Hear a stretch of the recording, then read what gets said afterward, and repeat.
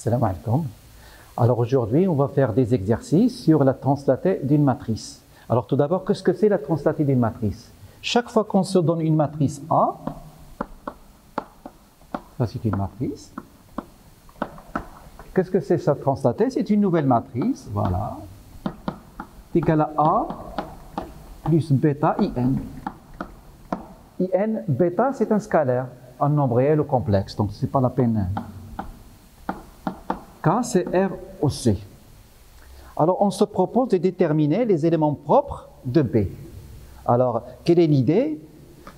Alors, en général, les éléments propres de B sont compliqués. Qu'est-ce qu'on fait? On détermine les éléments propres de A. Tout d'abord, je vais rappeler les sous-espaces propres d'une matrice. Voilà. Qu'est-ce que c'est les sous-espaces propres d'une matrice? Voilà. Chaque fois que tu as une matrice, voilà. Le sous-espace propre relatif à la valeur propre lambda, c'est quoi? C'est l'ensemble des x appartenant à Kn, tel que A de x égale lambda x. Voilà. Ça, c'est sous-espace propre. Alors, qu'est-ce que c'est les éléments propres? Les éléments propres sont les valeurs propres et les sous-espaces propres, c'est-à-dire polynômes caractéristiques et les sous-espaces propres. Alors, on va faire l'exercice suivant.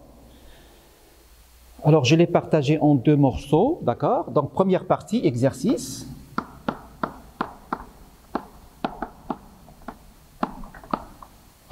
Donc, on suppose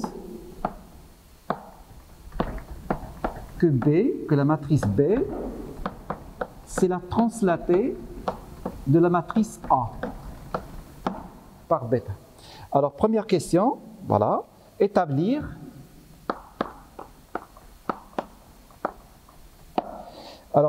les relations suivantes.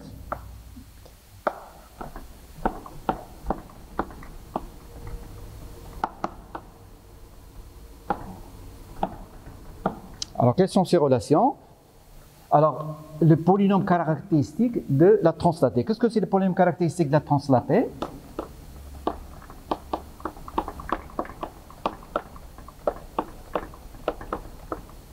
Voilà. Donc, regardons, donc cette formule est un petit peu dangereuse, d'accord? Parce que contrairement à l'intuition, on a envie ici d'un plus. Donc, il faut faire attention. Le polynôme caractéristique de B dans X, c'est quoi? C'est le polynôme caractéristique de A. Ici, il y a un moins. Donc, il faut faire attention. Donc, ce n'est pas une formulation naturelle. Deuxième chose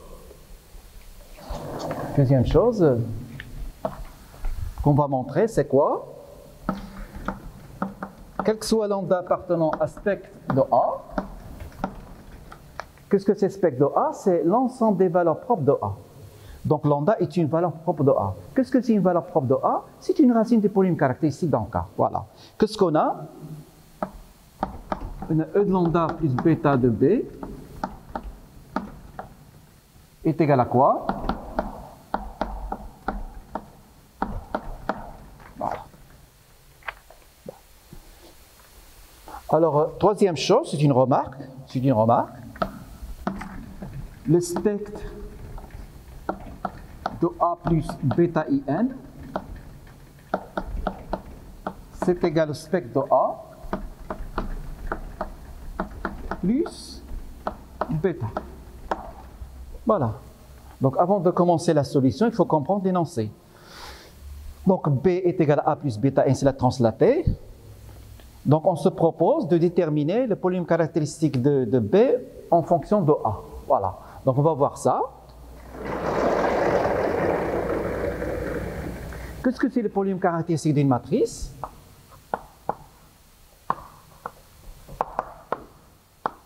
C'est une définition. C'est le déterminant de XIN moins B. Voilà. Donc, il faut évaluer cette expression. Donc, XIN moins B, c'est XIN moins N.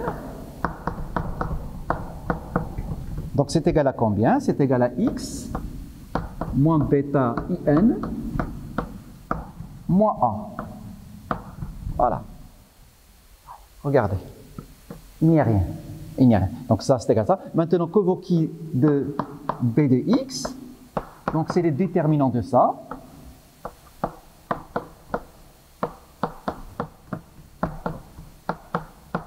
Et ça, par définition, c'est quoi? Regardez. Ça, c'est par définition, c'est quoi? C'est la translatée de A en X moins bêta. Voilà. Donc, c'est clair, il n'y a rien. D'accord? Alors, deuxième chose. Qu'est-ce qu'on va montrer la deuxième chose? Voilà. Quel que soit lambda par ton spectre de A, ça. Alors, il ne faut pas dire quel que soit lambda est égal, d'accord? Nous ne sommes pas des robots, nous ne sommes pas des machines, d'accord? Il faut dire les sous-espaces propres, elles restent constants. Le sous-espace propre de la translatée, c'est la même chose que de l'autre. Donc, par translation, que se passe-t-il? Les sous-espaces propres ils restent constants. Par translation, les sous-espaces propres restent constants. Voilà. Donc, on va montrer ça. Donc, j'ai l'égalité de deux ensembles. Ça est égal à ça. Donc, pour montrer l'égalité de deux ensembles, qu'est-ce qu'il suffit de faire? Il suffit de prendre un vecteur d'ici, un élément d'ici, et montrer qu'il appartient à l'autre. Donc, soit x, un vecteur propre. Voilà. Donc, cela veut dire quoi? Cela veut dire que b de x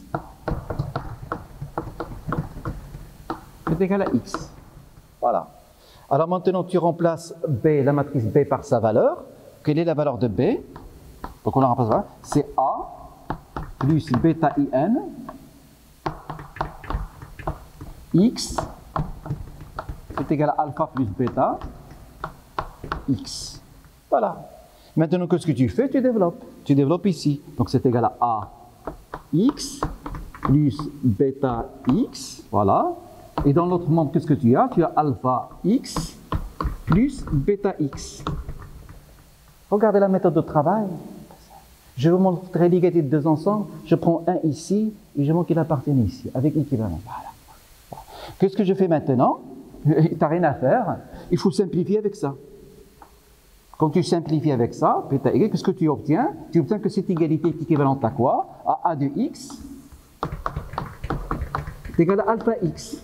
Et que veut dire a de x égale alpha x par définition? Cela veut dire que, donc ici tu as, ici il y a lambda, je pense, ouais. Ouais. Donc cela équivaut à grand x appartient à E de alpha de A. Voilà. Donc ce qui montre. Alors ici j'ai mis à lambda, donc tu changes alpha par lambda. Donc ici alpha, donc lambda, donc ici lambda. Voilà lambda, les notations. Donc ici lambda, rapidement, voilà. Ici lambda, et ici lambda. Voilà. Donc rien. Tu fermes les yeux, il appartient ici, donc ça équivaut à l'appartient ici. Voilà. Alors la troisième chose, c'est quoi? On va montrer la troisième chose. Donc au niveau, pour la translater, au niveau de sous-espace propre, tu la répètes 3 fois, ça reste la même chose. Le sous-espace propre de la translatée est la même chose que de l'autre. C'est constant. Pour les valeurs propres, que se passe-t-il? Il y a translation, c'est très naturel. Remarquez que cette formule, elle est naturelle. Qu'est-ce que c'est les valeurs propres de la translatée? Il s'obtient par translation. Mais cette formule qui est là, regardez, le moins, il faut faire attention, voilà. Donc on va montrer ça, d'accord?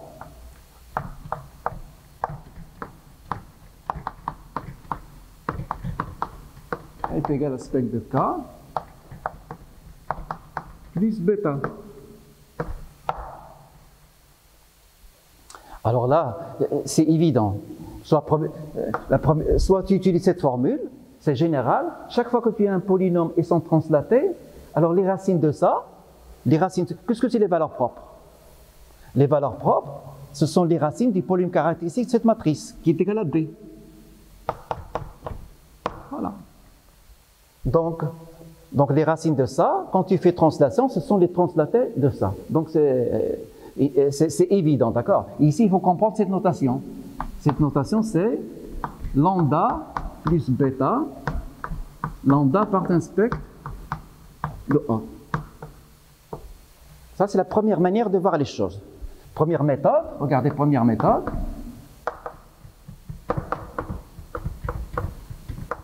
Première méthode, ici, c'est général.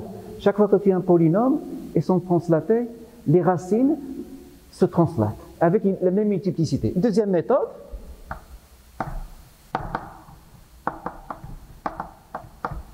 Tu utilises la relation E de lambda de B, E de lambda de B plus bêta de A plus bêta I.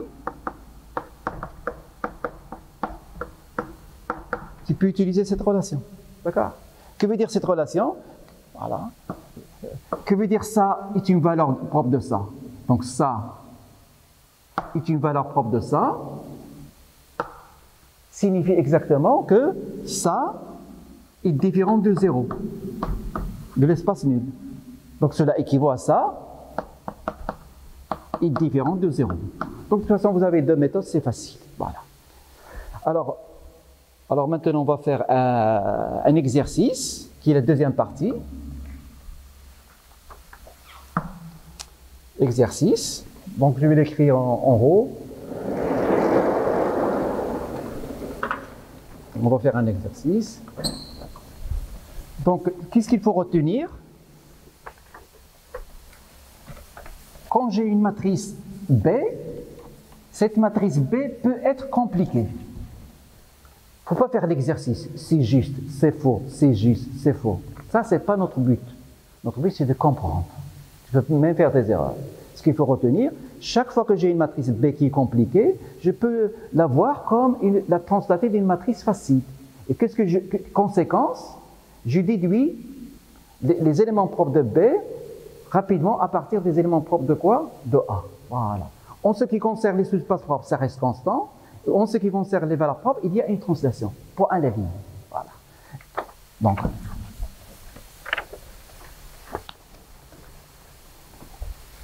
c'est-à-dire, il ne faut pas se concentrer sur plus alpha moins alpha plus 2 alpha, blablabla. Voilà. Et pour comprendre ça, je propose l'exercice suivant. Je considère la matrice A, où tous les coefficients, il n'y a que des 1. Il n'y a que des 1. Regardez, que des 1. C'est une matrice de taille combien? N. Voilà. Et qu'est-ce qu'on veut? On veut déterminer les éléments propres de A. Donc, première question, déterminer les éléments propres de A. Voilà. Deuxième chose, bon, on va faire ça. Bon, je vais écrire l'énoncé. Alors maintenant, soit alpha appartenant à R, donc je simplifie les choses. Je suppose que c'est R. Qu'est-ce que je fais? Je considère la matrice A de alpha. Alors, qu'est-ce que c'est A de alpha? Alors, il ressemble à celle-ci, à la seule différence, sur la diagonale principale, j'ai des alpha. D'accord? Donc, c'est la même chose, à la seule différence, sur la diagonale principale, qu'est-ce que j'ai? J'ai des 1. Voilà. Alors, qu'est-ce que c'est la question? Déterminer les éléments propres de A de alpha. Déterminer les éléments propres de A de alpha. Que veut dire les éléments propres de alpha? C'est-à-dire les valeurs propres de alpha, c'est-à-dire polynôme caractéristique et les sous-espaces propres.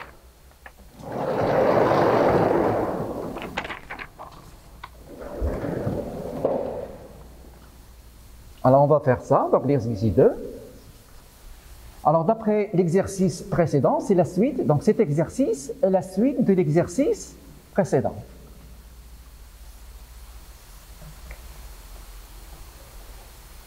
Voilà.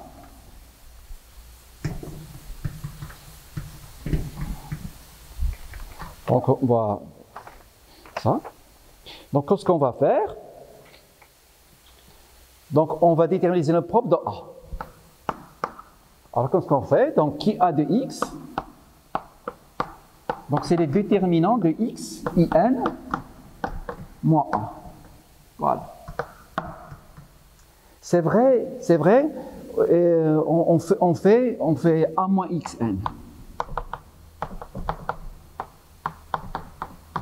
On fait comme ça, d'accord? Pourquoi on fait comme ça?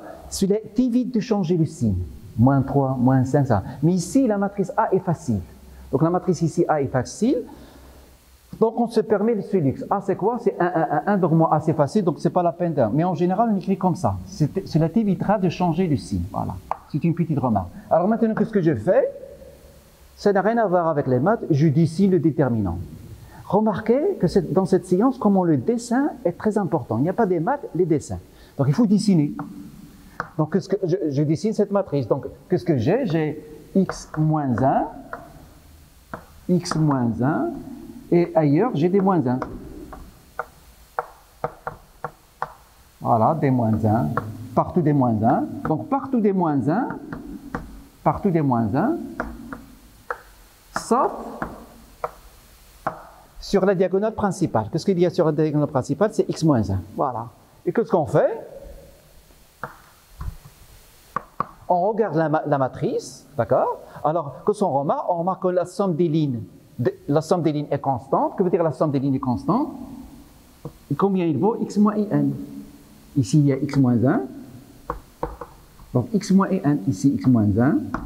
Donc, vous remarquez que c'est... Donc, tu dessines ta matrice correctement et clairement, et tu remarques que la somme des lignes est constante. Combien il vaut cette constante? C'est X moins N.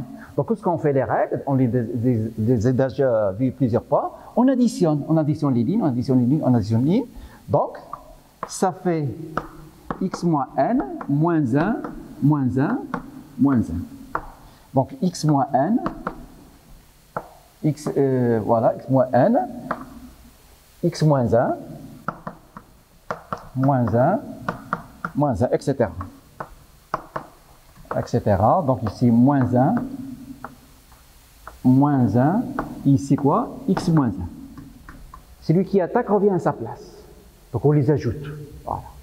Donc, on les ajoute. Donc, ici, ça fait X moins 1, X moins N. Et ailleurs, qu'est-ce que tu as? Tu as moins 1, X moins 1, moins 1, etc. C'est-à-dire, tu as ça. Alors, maintenant, qu'est-ce qu'on fait? Un déterminant linéaire par rapport à la première colonne.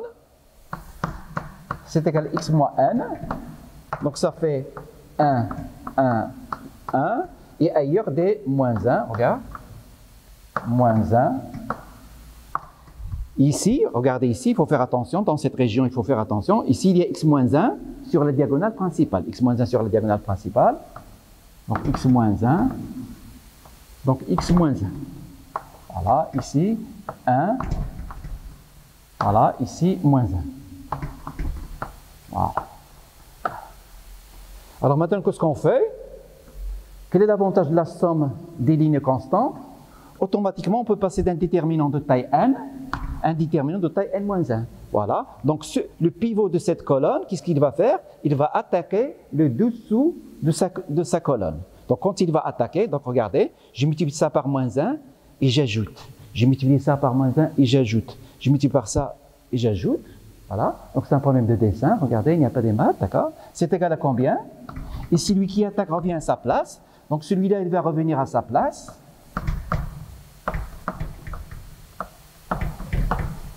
Que se passe-t-il ailleurs? Regardez, moins 1.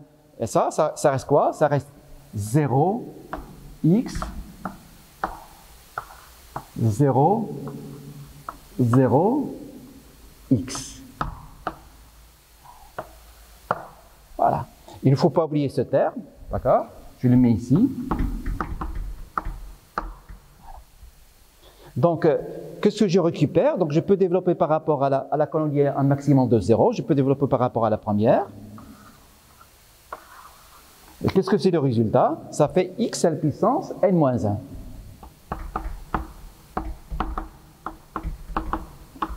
Donc, le polynôme caractéristique de A, de x, est égal à x à la puissance n-1, x moins n.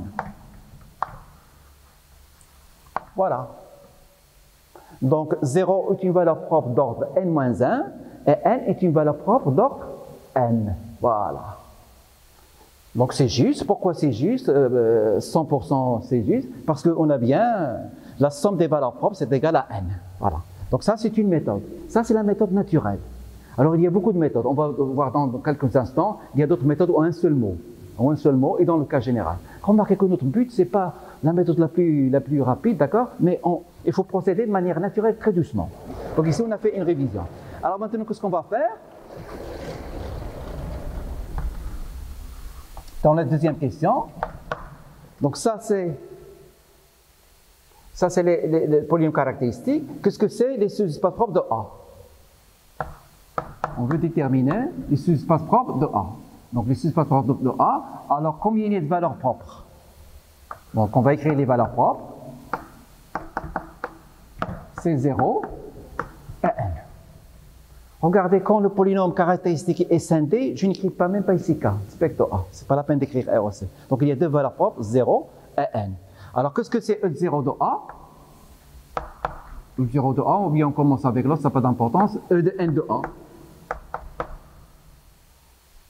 Qu'est-ce que c'est En de A? D'accord? Alors c'est pour la valeur propre n. Alors qu'est-ce qu'on a dit plusieurs fois? Voilà. Alors ici, il y a deux manières de procéder.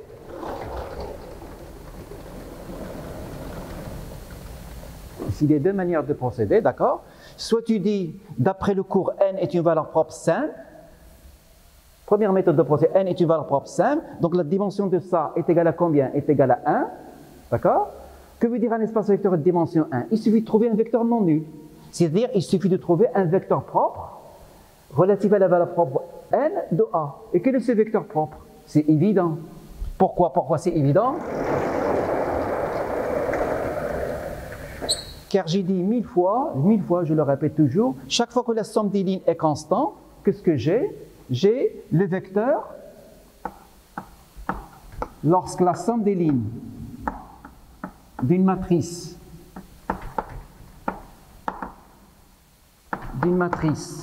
est constante. Est-ce que je connais un vecteur? Est-ce qu'il n'y a pas un vecteur propre évident? Oui, il y a un vecteur propre évident. Lequel? C'est 1. C'est le vecteur propre évident. Donc n est une valeur propre simple. D'après le cours, quand vous avez une valeur propre simple, sa dimension est égale à 1. D'accord? Donc, dimension de ENA, c'est égal à 1. Voilà. D'après le cours, d'accord? Car quand on a une valeur propre qui est simple, la dimension de l'espace propre est égale à 1. Et je connais un vecteur propre. Donc En de A, c'est quoi? C'est la droite vectorielle.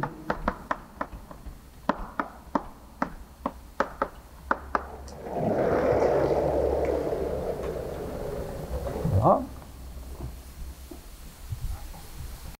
Qu'est-ce que c'est E0 de A? Donc ici, il y a deux méthodes pour déterminer En de A, d'accord? Pour déterminer En de A, il y a deux méthodes, d'accord? La première méthode qui utilise le cours, la dimension est égale à 1, il y a un vecteur propre à ça. La deuxième méthode, c'est évident, regardez.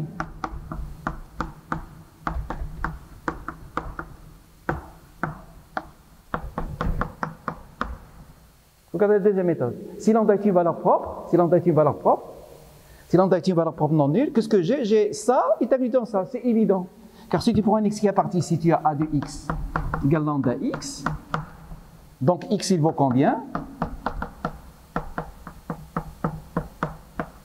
Voilà. Et la dimension de ça, c'est combien? Est égale à 1.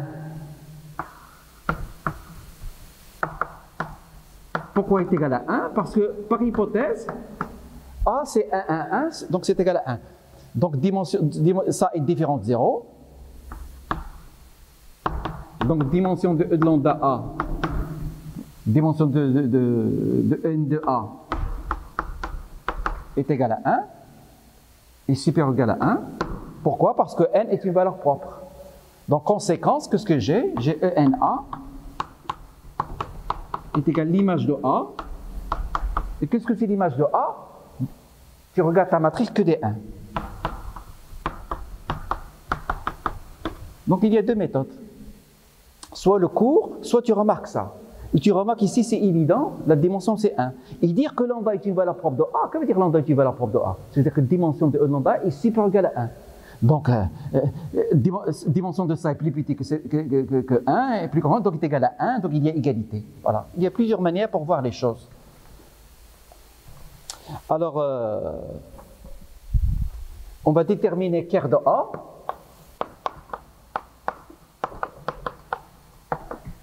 Remarquez, pour une matrice, E0 de A, c'est ker de A. Alors que E0 est égal à ker de A. Alors, qu'est-ce que c'est? Donc, tu prends x1, x2, xn qui appartient à ker de A. Voilà. Donc, tu le places comme ça.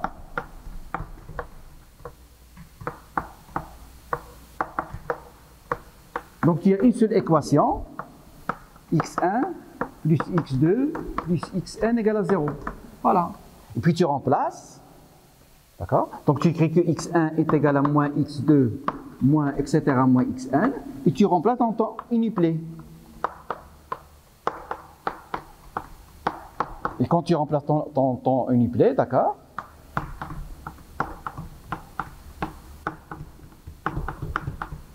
Qu'est-ce que tu déduis? Tu déduis que la famille UI, donc qui est égale à UI moins E1, I, il varie de 2 à n, est une base du noyau.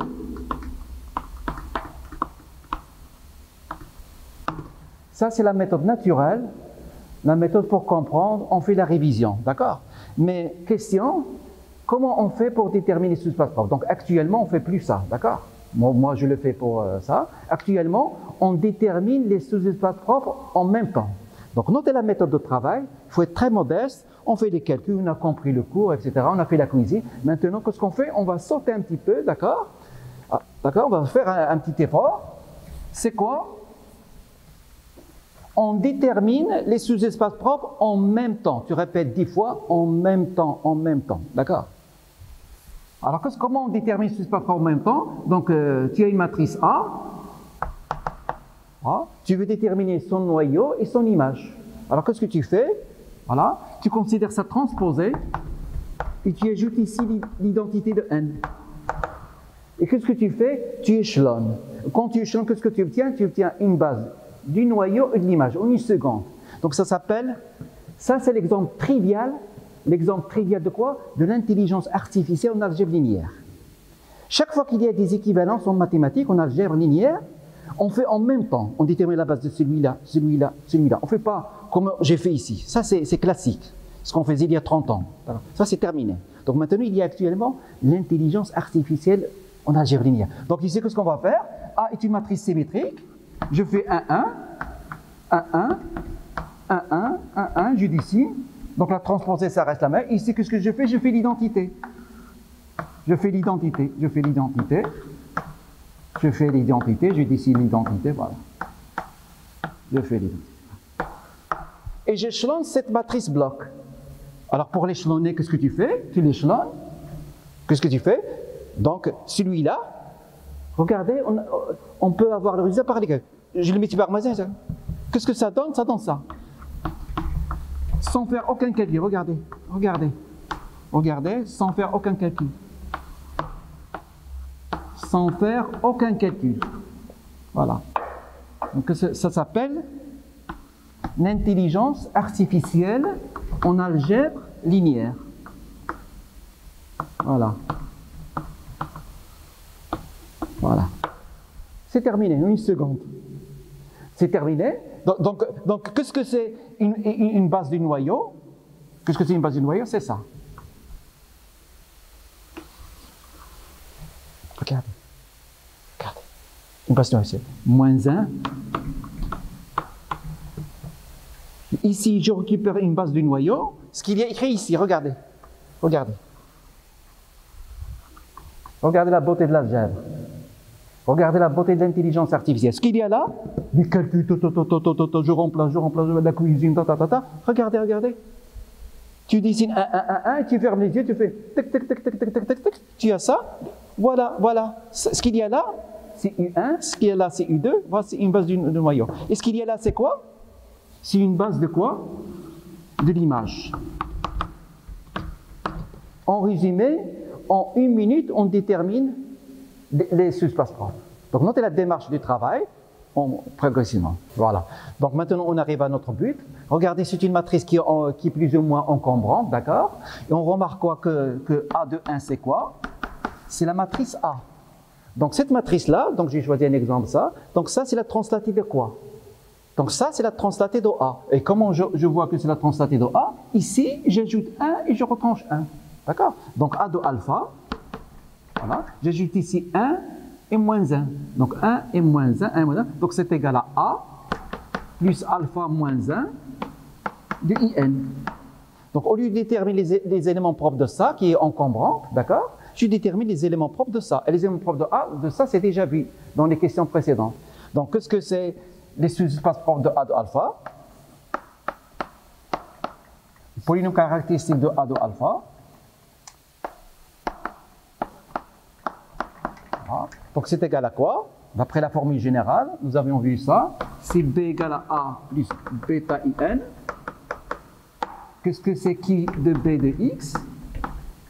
C'est qui de A de X moins bêta. Donc, tu remplaces. C'est qui de A, X moins ça, la constante. Voilà bêta. Regardez, bêta, c'est ça. Donc, ça fait quoi? X moins alpha plus 1. Et qu'est-ce que c'est qui de A de X d'après la question précédente? Qui A de X, c'est XL puissance N moins 1, X moins N. Voilà. Donc, et je calcule bêtement. Donc, c'est égal à X moins alpha plus 1 à la puissance N moins 1, facteur de X moins alpha plus 1 moins N. Et c'est terminé. Les sous-espaces propres, elles restent constantes. Que veut dire sous-espace propre? Elles restent constantes. C'est-à-dire, quelles sont les valeurs propres? Alors, les valeurs propres, c'est quoi? Spectre de A de alpha, c'est égal à spectre de A plus alpha moins 1. Regardez. Donc, on fait très doucement dans la cuisine. Et ça, c'est quoi? Donc, c'est égal. Le spectre de A, c'est quoi? C'est 0 et N. Donc, on a deux valeurs, alpha moins 1 et alpha moins 1 plus N. Qu'est-ce que c'est l'avantage des sous-espaces propres? Quels sont les avantages pour les sous-espaces propres de la translatée? Elles restent les mêmes. Que veut dire elles restent les mêmes? C'est-à-dire, E de alpha moins 1 de A de alpha est égal à combien? Ça reste les mêmes, d'accord? Ici, c'est égal à E de 0 de A, c'est égal à R, 1, 1, 1. Voilà. Et l'autre, c'est quoi la valeur du sous-espace propre? C'est E de alpha moins 1 plus N. Regardez, ça c'est la translation. Regardez, ça c'est la translation. Regardez. Qu'est-ce que je fais? J'enlève la translation. Donc j'enlève la translation. C'est égal à combien? C'est égal à E de quoi? J'enlève ça. Donc ça fait E de N A. Il reste constant. Voilà. Donc, ici, E de alpha 0. Ça c'est l'espace vectoriel engendré par, avec les notations précédentes, avec de U2, UN, pardon. Et ça, c'est la droite vectorielle engendrée par 1. Donc vous faites la cuisine très doucement, d'accord? Donc vous faites votre cuisine très doucement. Ce qu'il faut retenir, les sous-espaces propres, elles restent constants. Et quelle est la valeur de la constante? C'est ça. Donc alpha moins 1 plus 0, c'est égal à E de 0. E de alpha moins 1 plus N, c'est égal à E de N. Et tu recopies. Donc il n'y a rien, il n'y a pas des maths. Voilà, je vous remercie.